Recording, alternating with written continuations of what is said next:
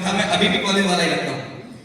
और मैंने किसी और ऑर्गेनाइजेशन के साथ डायरेक्ट सेलिंग की शुरुआत करी थी। बहुत ब्लेस्ड रहा मैं कि कोविड से पहले मौका मिला मुझे वेस्टीज में आने का।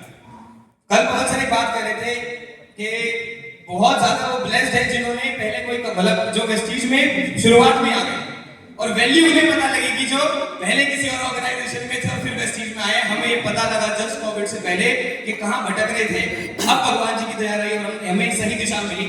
And I started Vestige just before Covid. मैंने भी बहुत अचीवमेंट्स ली, बहुत कुछ किया। कॉलेज में मैं डायरेक्ट सेलिंग में था, मैंने बाइक ले ली थी और मैं हमेशा डायलॉग मारता था उस टाइम पर कि जब बाइक कॉलेज की पार्किंग में खड़ी करते थे तो दिल से आवाज आती थी सबके बाप की खड़ी अपने आप की खड़ी है।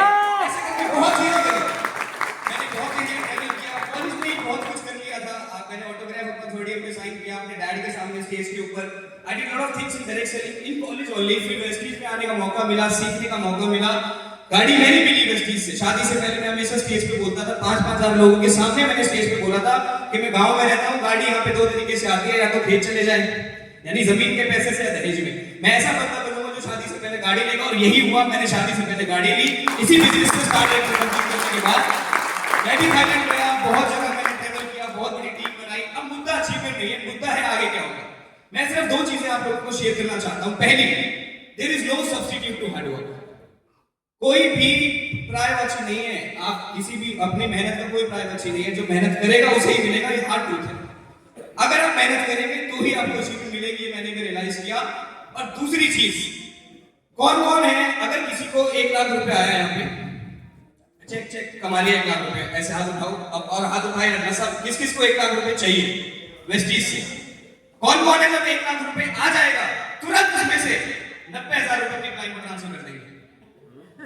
अब क्यों कर लिया आपने से? जब करना ही नहीं चाहते तो फिर ओनरशिप लेना सीखे। क्या लेना सीखे?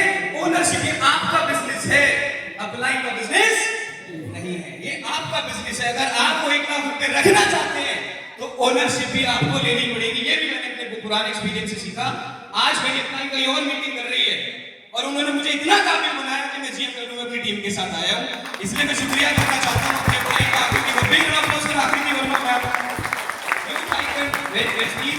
और मैं दूसरा शुक्रिया अदा करना चाहता हूं हमारे मेंटर पवन मलिक सर का और हमारे सारे टॉप 15 लीडर्स का। मैंने प्रफुल्ल सर से बहुत कुछ सीखा है और मैं कमिटमेंट देता हूं सर को।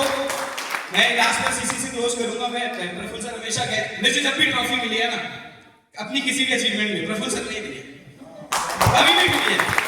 और मैं प्रॉमिस करता हूं सबको कि सर मैं बीएमसीएफ की ट्रॉफी भी 2028 में आप ही से लूंगा। Thank you so very much.